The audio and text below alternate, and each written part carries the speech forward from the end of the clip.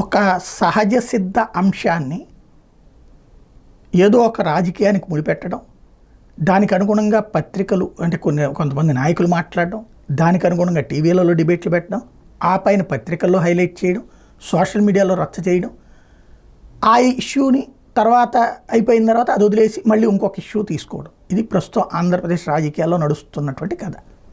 ఒకసారి గుర్తుకు తెచ్చుకోండి, ఎలక్షన్స్ ముందు డ్రగ్స్తో పట్టుబడ్డటువంటి ఒకప్పుడు తమిళనాడులో పట్టుబడ్డటువంటి డ్రగ్స్కి సంబంధించినటువంటి కంటైనరు ఆంధ్రాలో పేరుంది కాబట్టి జగన్మోహన్ రెడ్డి డ్రగ్స్ అమ్మిస్తున్నాడు.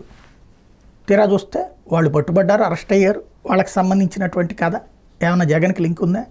తేలిందా ఏమన్నా? లేదు. కానీ జగనే డ్రగ్స్ అమ్మిచ్చేస్తున్నాడు, డ్రగ్స్ ఆంధ్రప్రదేశ్ చేసేసాడు.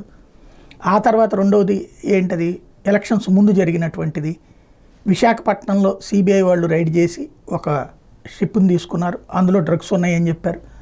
ఇంకేముంది, ప్రపంచంలోనే అతిపెద్దదైనటువంటి డ్రగ్స్ కేసు, ఎస్కోబార్ లాంటి క్రిమినల్ జగన్మోహన్ రెడ్డి అంటూ పెద్ద ఎత్తున ప్రచారం చేసుకొచ్చారు. Print media, electronic media, social media, డిబేట్లు అంతా నడిచింది. తీరా చూస్తే ఆ కేసు ఏమైంది?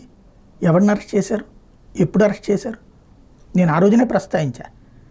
దాంట్లో అసలుదేం తేలకుండానే ఇప్పుడు బురద వేసేసుకుంటున్నారు దీంట్లో అన్నట్టు. ఇప్పుడు ఏమైంది? ఇదంతా ఇప్పుడు ఎందుకు చెప్పాల్సి వచ్చిందంటే, తాజాగా తమిళనాడులో చెన్నై నౌకాశ్రయంలో 110 కోట్ల విలువైన మత్తు పదార్థాలను అధికారులు స్వాధీనం చేసుకున్నారు. గురువారం రాత్రి వాళ్ళు తెలిపిన వివరాల ప్రకారం చెన్నై నౌకాశ్రయం నుంచి ఆస్ట్రేలియాకు ఓడలో వెళ్లనున్న కంటైనర్లో రెవెన్యూ ఇంటెలిజెన్స్ అధికారులు తనిఖీలు చేశారు. అందులో 112 కిలోల సూడో ఎఫెడ్రిన్ అనే మత్తు పదార్థం ఉన్నట్టు గుర్తించారు. దీని రవాణాకు ఉపయోగించిన 2 లగ్జరీ కార్లతో పాటు 3.9 లక్షలు స్వాధీనం చేసుకుని అబూ తాహిర్, అహ్మద్ బాషా అనే 2 ఏజెంట్లను అరెస్ట్ చేశారు. అనంతరం వాళ్ళని విచారిస్తే ఇదే విధంగా 4 సార్లు ఆస్ట్రేలియాకు మత్తు పదార్థాలు తరలించారని, అంతర్జాతీయ డ్రగ్స్ ముఠాకి ఇందులో ప్రమేయం ఉందని తేలింది.